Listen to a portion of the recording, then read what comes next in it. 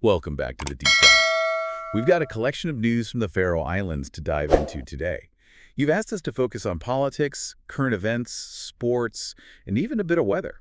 Sounds like a good mix. It looks like there's a lot going on politically right now, especially with that fishing agreement with Russia for 2025. Yeah, this agreement seems to be causing quite a stir. Our sources mention that parliamentary committees have even called in the Prime Minister, the Minister of Fisheries and Transportation, and the Minister of Foreign Affairs and Trade to talk about it. It's definitely a big deal. The Faroes' economy relies heavily on fishing, and Russia is a key player in that industry. What happens in these discussions could have a big impact on the Faroe Islands. Oh, and speaking of politics, it looks like a member of parliament, Johnny Johansson, has left the Social Democratic Party. Yeah. It seems like there was some tension after those recent municipal elections. These internal party conflicts can be interesting to watch. I agree. It makes you wonder if this is a sign of a larger shift in the political landscape and what it could mean for future policy decisions. For sure. Now let's move on to some other news. It looks like there was a situation with a lost hiker in the hills between Chernivik and Saxon. Oh, no. Thankfully, it sounds like they were rescued safely after a search involving a helicopter and emergency personnel. That's good to hear. The Faroes terrain can be pretty unpredictable, even for experienced hikers, so it's a reminder to be prepared. Absolutely. Now, shifting gears a bit, there's news about a court case involving fishing rights for the trawler Phoenix. Yeah, it looks like the Ministry of Fisheries and Transportation was sued for reducing the number of fishing permits for deep-sea trawlers, which impacted the Phoenix's ability to fish for blue whiting And the court ruled. in favor of the ministry. Interesting. So that decision will likely have some implications for the deep-sea trawling industry going forward. Absolutely, especially for those targeting blue whiting. This highlights the ongoing tension between economic interests and regulations, especially when it comes to vital resources like fishing. On a more positive note, there's an article here highlighting that the Faroe Islands have a net foreign asset position of over 5 billion DKK. That's a significant figure. Basically, it means that the Faroe Islands, as a nation, own more assets in other countries than foreign entities own in the Faroe Islands. It's just a strong financial position. That's good to know, especially in light of those ongoing discussions regarding the Russian fishing agreement. That financial strength could be a real advantage in those negotiations. Definitely something to keep an eye on. Now, how about some sports? Okay. It looks like 5 Faroes teams competed in a major CrossFit competition in Livingston, Scotland. Wow, that's impressive. It seems like the popularity of CrossFit is growing worldwide, and it's great to see the Faroe Islands represented on a global stage like that. It speaks to the dedication and athleticism within the Faroes CrossFit community. Definitely. And finally, a quick look at the weather.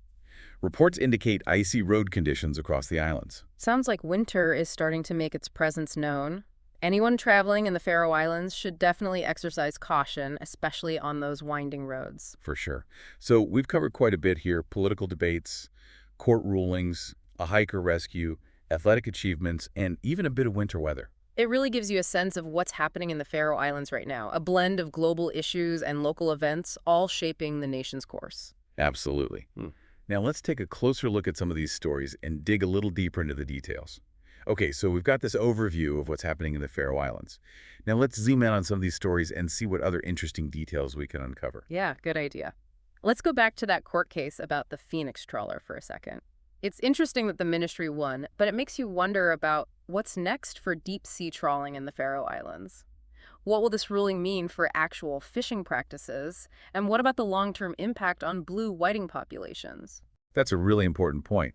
It seems like there's always this tension between wanting to support the economy, especially in industry as important as fishing, and wanting to make sure those fish populations stay healthy in the long run. This ruling could spark a larger conversation about the role of deep-sea trawling and how to balance the needs of the industry with protecting the environment. Exactly. It's a complex issue for sure. Now, let's circle back to the political scene for a moment. Remember Bjarne Johansson resigning from the Social Democratic Party? That might be more significant than it seems at first glance. Could this be a sign of some instability within the party itself? Yeah, it definitely makes you wonder. Is this just one person leaving, or is it a symptom of bigger internal conflicts? And if so, how might that affect the party's ability to function effectively? Could it even impact how they approach those talks with Russia about the fishing agreement? Lots of questions there. Politics is always a dynamic process, and even things that seem small, like one person leaving a party, can have ripple effects and shift the balance of power. Okay, let's switch gears for a bit and talk about those Faroes CrossFit teams who competed in Scotland. 5 teams is pretty impressive. I wonder if this is a sign that CrossFit is really taking off in the Faroe Islands. I was thinking the same thing. It'd be interesting to know more about how those teams are supported. Are there specialized gyms popping up? Is there a sense of community around CrossFit there? Yeah, the success of these teams could inspire more people to get involved, and who knows, maybe we'll see even more Faroes athletes on the international stage in the future. Speaking of being on the world stage, remember that statistic about the Faroe Islands having a net foreign asset position of over 5 billion DKK? That's really something. It really is. And, a large part of that financial strength probably comes from their fishing industry. That makes those upcoming negotiations with Russia about the fishing agreement even more important, doesn't it? Absolutely. It's fascinating how these seemingly separate pieces of news are all connected. The choices they make about the fishing agreement could directly affect their economic stability, and that could have consequences for other sectors of their economy as well. It's all intertwined. It's a great illustration of how even seemingly small places like the Faroe Islands are part of a larger global system. Their decisions affect others, and what happens in the rest of the world affects them. Exactly. Now, speaking of how local and global events interact, remember those icy roads we talked about? It's a good reminder that even with the strong economy and international presence, the people of the Faroe Islands still have to deal with very real and sometimes challenging day-to-day realities. It brings things down to earth, doesn't it? Yeah. Life in the Faroe Islands isn't just about big political decisions and economic indicators. It's also about navigating the practical challenges that come with living in such a unique environment. It adds another dimension to our understanding of this place, wouldn't you say? There's always more to the story than just the headlines. Absolutely. That's what I love about these deep dives. We get to go beyond the surface and uncover those complexities and those human stories that make a place like the Faroe Islands so fascinating.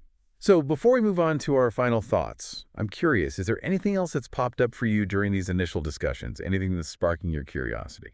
As we talk about these different news stories, I'm struck by how tradition and modernity seem to coexist in the Faroe Islands.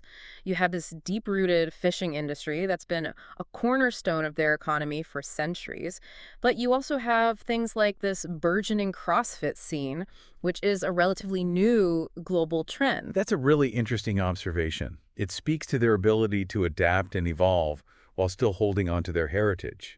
And you see this reflected in their politics as well, right? With those potential shifts within the ruling party and these crucial decisions about the fishing agreement, it seems like they're at a real crossroads.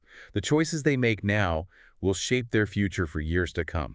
Exactly. It's a fascinating story that's still unfolding. It makes you wonder, how will they balance their traditional strengths with the need to adapt to a rapidly changing world? It's the million-dollar question, isn't it? And that's what makes these deep dives so compelling. We get to witness these stories in real time, and it leaves us with even more questions and a desire to keep learning and exploring. Okay, so we've covered a lot of ground here. Now let's move on to our final segment where we'll dig into some of the bigger implications of what we've discussed and explore some potential future scenarios.